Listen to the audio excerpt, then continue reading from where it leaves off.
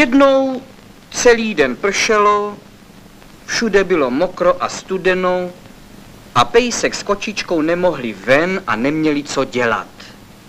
A tak si povídali. Víš, kočičko, řekl pejsek, my bychom také měli mít nějaké hračky, jako mají děti. Když takhle prší, měli bychom si aspoň s čím hrát. Což pak já? Já ani těch hraček moc nepotřebuji, řekla kočička. Mně stačí i klubíčko nití, ba někdy i jen kousek papírku, když si chci hrát. Ale znám děti, které mají hraček, že ani nevědí, co s nimi, a ani si už pak s nimi nehrají a nechávají je po všech koutech válet. Ba, bručel pejsek, a to není od těch dětí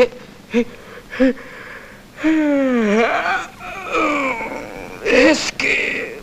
Vždyť je to škoda. Ani pak nedávají na hračky pozor. Mají je špinavé, rozbité a roztrhané, až hanba povídat. To jsou nepořádné děti, řekla kočička. Co já ti už viděla? Zkažených hraček?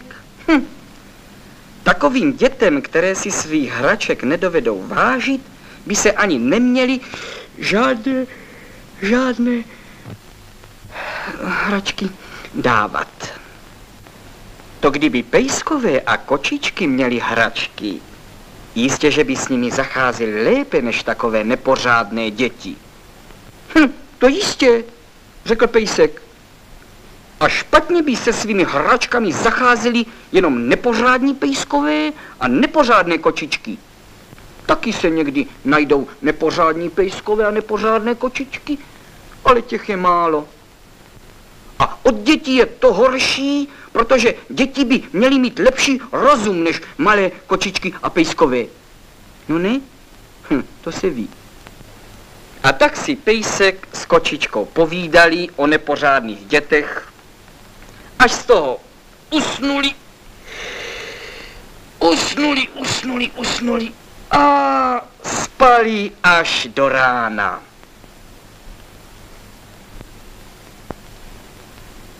Když se probudili, svítilo už krásně sluníčko a ani trochu už nepršelo. Je pěkně, řekli pejsek s kočičkou, to půjdeme ven. A jak tak chodili venku, tak slyšeli, jak něco tence pláče.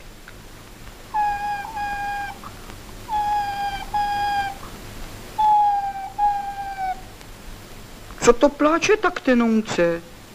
Není to nějaký ptáček? Řekl pejsek.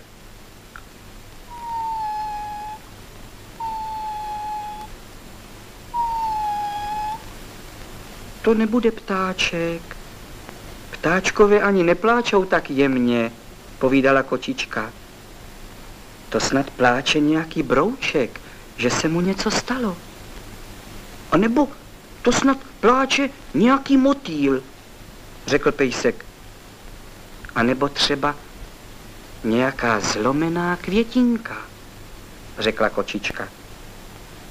I hledali a hledali a koukali se dokola, odkud to tak tence pláče.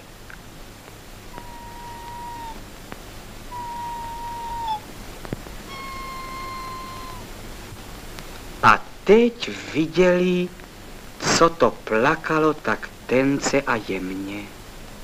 Docela v koutě, ve vysoké trávě, a ta tráva byla po dešti ještě mokrá, ležela pod kopřivami malá panenka.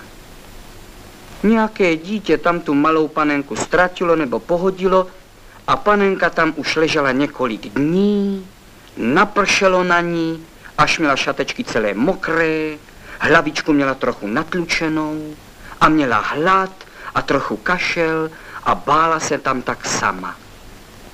Proč tak pláčeš, malá panenko? Ptali se jí pejsek s kočičkou. A panenka řekla, já pláču, protože mě je líto, že mne moje holčička tady tak pohodila, ztratila a zapomněla, že mám hlad a že se mě stýská tak samotný. Chudáčku, na mě tě taky moc líto, řekl pejsek. Ta holčička to nebyla tvoje hodná maminka, když tě tu tak mohla pohodit a nechat. Ne, to se takovým malým děťátkům, takovým panenkám jako si ty, to se nemá dělat, protože jsou malinké a nemohou si pomoci. A kočička řekla, víš co, nám je tě tak líto, my se tě ujmeme a vezmeme tě k nám, když ta tvoje holčička tě nechtěla. Pejsek a kočička vzali pohozenou panenku a opatrně ji nesli sebou domů. Panenka už neplakala a byla ráda, že se už nemusí bát tak sama v mokré trávě a v kopřivách. Tak, radovali se pejsek s kočičkou, teď máme naši panenku, tu jsme si našli, to bude teď naše děťátko. Kočička svlékla panenku z mokrých šatečků, vyprala je, jak byly zamazané od hlíny, a dala je na sluníčko usušit, aby zase byly čisté a suché. Pejsek uložil panenku do postýlky, aby se zahřála, a přinesl jí rohlíček a hrneček mléka. Panenka se najedla a pak v postýlce usnula. Pejsek s kočičkou chodili po špičkách kolem, aby panenku neprobudili, a těšili se z toho, že teď mají svoje děťátko. A kočička řekla pejskovi, něco ti, pejsku, povím. Teď, když máme tohle naše děťátko, tak se o ně musíme starat. No to budeme, řekl pejsek, a budeme se o ní o mnoho lépe starat, než ta její nehodná maminka, než ta nepořádná holčička, co tu panenku tak pohodila. Ta panenka se bude divit a bude se jí to líbit, jak se bude u nás mít dobře. My, panečku, ji nikdy takhle nepohodíme a budeme jet pěkně čisťonkou, řekla kočička. To víš, my kočičky se pořád myjeme a češeme, to já si už u ní vezmu na starost. Ale, oho, pejsku, na něco jsme zapomněli. Vždyť my pro ní nemáme žádné hračky a ona si bude přece chtít s něčím hrát. A kde my pro ní nějaké hračky vezmeme, když žádné nemáme? To nemáme, řekl pejsek. S hračkami to bude u nás těžká věc. To bude, řekla kočička. Musíme o tom přemýšlet. Tak o tom pejsek s kočičkou přemýšleli, jak by přišli k nějakým hračkám pro tu panenku. Žádné neměli, udělat hračky to přece neuměli, to ani děti nedovedou, tak jak pak by to uměli pejskové a kočičky. A ukrást potají nějaké hračky dětem, když si děti hrají, to ne, to by náš pejsek a kočička nikdy neudělali. Pejsek přemýšlel a přemýšlel, až to vymyslel. Už to mám, křičel radostně, už jsem na to přišel. Nekřič tak, šeptala kočička, vždyť nám probudíš tu naši panenku, to naše děťátko. Koukej, kočičko, já ti to povím, šeptal pejsek kočičce. Přece zrovna včera jsme o tom mluvili, co děti mívají hraček a nedovedou si jich vážit a co jich poházejí a postrácejí. A zrovna dneska jsme našli tu pohozenou chudinku malou panenku.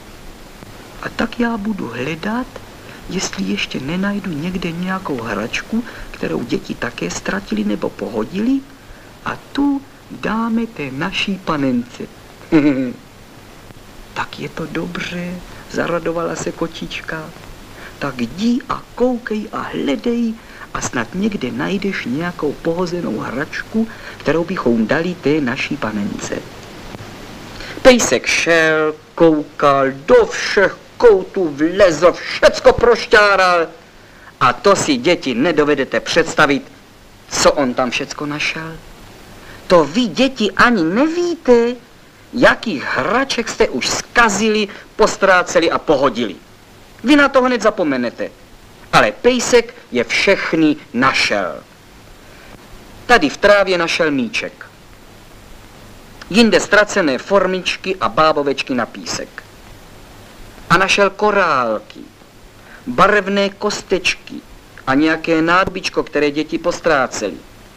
Našel pohozená kamínka a židličku do kuchyňky. Našel plno obrázků a jednu píšťalku také našel. A také lžíci a lopatku na písek. A našel postrácené dřevěné domečky a stromečky a nějaká dřevěná zvířátka také našel.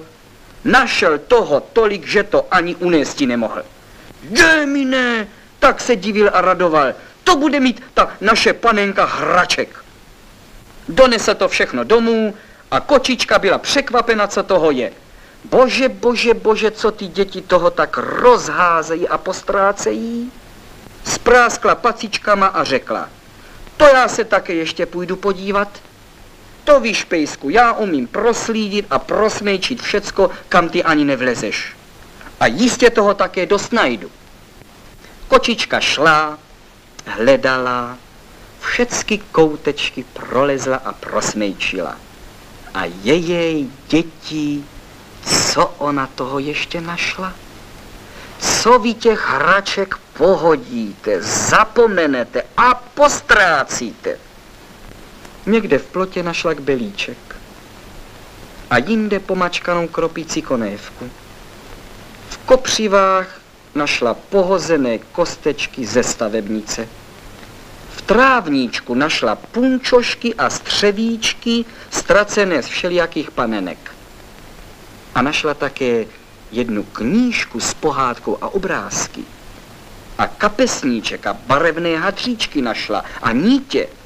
A jinde zas našla vyšíváníčko. A taky našla jehlu kulatou, nepíchavou. A našla jednu panenku docela malililinkou. Panence na hraní. A míček z peříčky. A barevné papírky. A házecí kroužek. A ještě k tomu nějaké nádobičko. No našla vám toho pohozeného a postráceného, že to ani pobrat nemohla. Donesla to všechno domů a bylo toho tolik, že si z toho mohla s pejskem udělat krám na prodávání hraček. A to všechno postavili kolem postýlky té pohozené panence. Panenka se probudila a měla velikou radost, když kolem sebe viděla tolik hraček a moc se jí to u pejska a kočičky líbilo. Hrála si a hrála si s kočičkou a pejskem a všemi těmi hračkami a bylo jich tolik, že si ani se všemi dost vyhrát nemohla. Pejsek a kočička jí dali jméno Járinka a měli ji moc rádi a ona měla zase moc ráda je, tak se tam u nich dobře měla, že na svou dřívější maminku, na tu nepořádnou holčičku, která ji do kopřiv pohodila, ani už nikdy nevzpomněla. A na všechny ty hračky, které jí pejsek s kočičkou dali, dávala Járinka pěkně pozor, žádnou z nich neskazila, žádnou nikde nezapomněla, nestratila, ani nepohodila. A tak to tedy bylo, že ubohá pohozená panenka měla ze všech dětí a panenek na světě nejvíc hraček.